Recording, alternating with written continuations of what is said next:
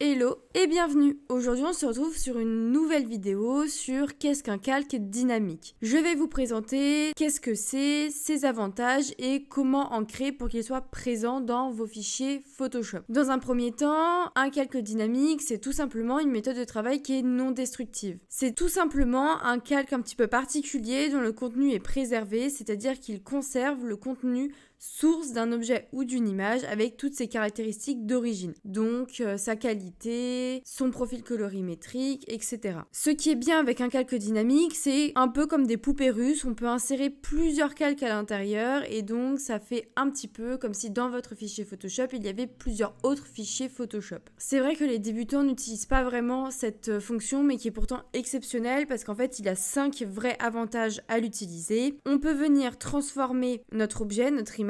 Donc c'est-à-dire qu'on va pouvoir la déformer, la mettre en perspective, la rotater sans que forcément ça enlève la qualité de notre image. On va pouvoir également gérer tout ce qui est vectoriel comme les fichiers Illustrator. Par exemple, quand vous avez fait un superbe logo et que vous souhaitez l'insérer dans votre fichier Photoshop, à la place de le pixeliser et qu'il devienne tout moche et donc tout pixelisé, on va tout simplement venir le mettre en calque dynamique pour vraiment ne rien perdre de sa qualité de base, donc de sa vectorisation. On va pouvoir également mettre des filtres et donc les modifier après. Si, imaginons, vous avez inséré dans votre fichier Illustrator votre calque dynamique et donc votre image, vous allez pouvoir la modifier comme il se doit et tout simplement l'enregistrer. Vous verrez, tout sera changé dans votre fichier d'origine. Et la principale raison pour laquelle j'utilise les calques dynamiques, c'est bien évidemment pour faire des mock-ups. Dans mon travail, on est souvent sujet à faire projeter les gens afin d'avoir une vision plus globale et donc plus imaginative de notre création. Il faut savoir que effectivement, les calques dynamiques ont beaucoup d'avantages, mais il y a aussi un inconvénient. Comme le calque n'est pas pixelisé, tous les outils qui utilisent et donc qui modifient des données et donc des pixels, on ne peut plus les utiliser. Cela marche pour le pinceau, cela marche également pour la gomme, aussi tout ce qui est duplication, l'assombrissement, etc. Pas de panique, vous pouvez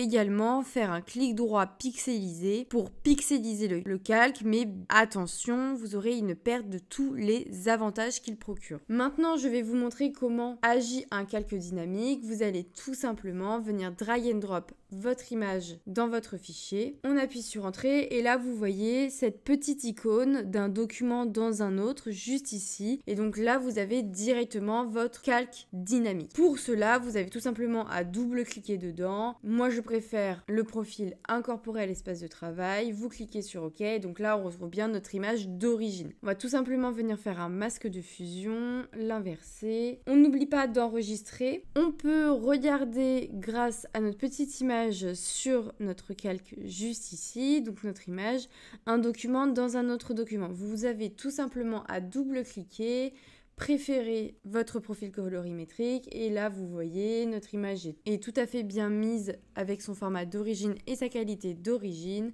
Pas de souci, vous pouvez fermer, enregistrer, modifier, il n'y a aucun souci. Maintenant, je vais vous montrer la deuxième technique quand vous souhaitez, imaginons, faire un mock-up. Vous allez tout simple, je vais pour cela enlever le calque en cliquant et supprimant et je vais venir faire un rectangle, imaginons comme ça. Là, pour le coup, il est blanc, je vais vous le mettre en noir. Et là, je vais tout simplement faire un clic droit sur mon rectangle et faire convertir en objet dynamique. Vous cliquez dessus, nous avons bien évidemment notre petite icône, on double-clique à l'intérieur et vous pouvez venir mettre votre image. Donc là, vous voyez, c'est parfait. Je vais venir faire un CTRL-S ou un fichier enregistrer. Pas besoin de faire un enregistrer sous, c'est directement dans votre fichier. Vous avez juste à quitter. Donc là, comme vous le voyez, on peut bien évidemment tout rechanger. C'est vraiment quelque chose de super pratique, qu'on utilise très souvent. Si vous avez envie de changer de photo, pas de souci, vous en prenez une autre et vous la réinsérez dedans et comme par magie, tout va changer. On arrive à la fin de cette vidéo. Je vous remercie de l'avoir regardée. On se retrouve demain 18h comme prévu pour un nouveau tuto. À bientôt!